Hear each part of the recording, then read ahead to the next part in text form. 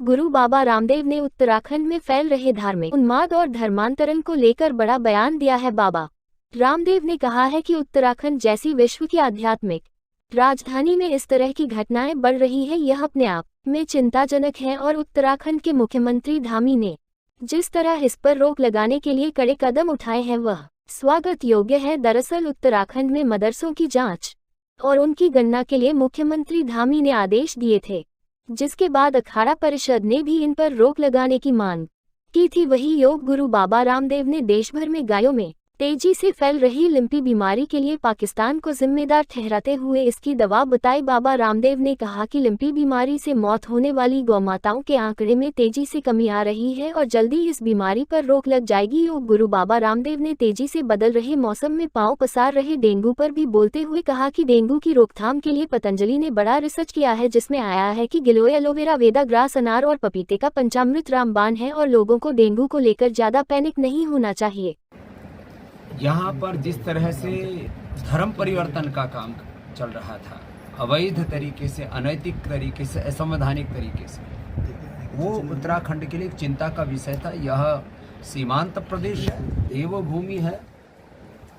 हरिद्वार महातीर्थ के अलावा गंगोत्री, यमुनोत्री, बद्री, केदार के साथ साथ उत्तराखंड दुनिया की आज आध्यात्मिक राजधानी है। और ऐसे प्रदेश में जिस प्रकार से यहाँ पर मजहबी उन्माद और कुछ अलग प्रकार के मंसूबे पाले बैठे लोग गलत गतिविधियां कर रहे थे, उनका जैसे ही मुख्यमंत्री को पता लगा तो उन्होंने मदरसों की जांच का आदेश दिया। जो सही कर रहे हैं उनको डरने की आवश्यकता नहीं, और जो गलत कर रहे हैं उनको तो डरना ही चाहिए।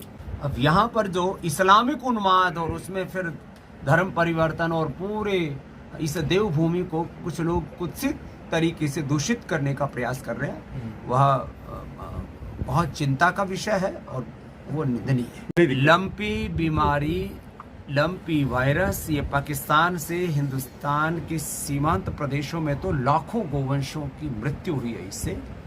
और सनातन धर्म का सबसे बड़ा कोई जीवंत प्रतीक है तो गोमाता है, और इसकी भी जांच होनी चाहिए कि ये वायरस कहीं मैनमेड तो नहीं है और ये साजिश के तहत तो हिंदुस्तान में नहीं फैलाया गया।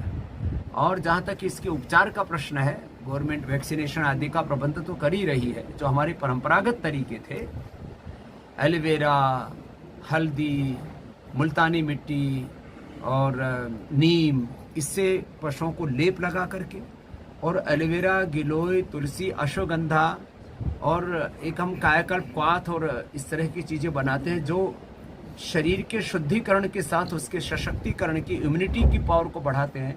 वह लंपी बीमारी के लिए अचूक काम कर रहा है। अभी यद्यपि पशुओं के मरने की जो दर है वो कम हुई है, लेकिन अभी भी यह जरूरी है, क्योंकि जिस तरह से गायों को फिर फोड़े होकर के जो फूट रहे हैं वो बहुत दर्दनाक है। उसमें इन चीज़ों से ज़रूर मदद मिलेगी। बाकी इस पर हम रिसर्च कर रहे हैं। गिलोय, एलोवेरा, वेटाग्रास, अनार और पपीते के पत्तों का रस, और किसी को बकरी का दूध मिल जाए फिर तो आदमी की 3 से 7 दिन में 100% रिकवरी हो जाती है।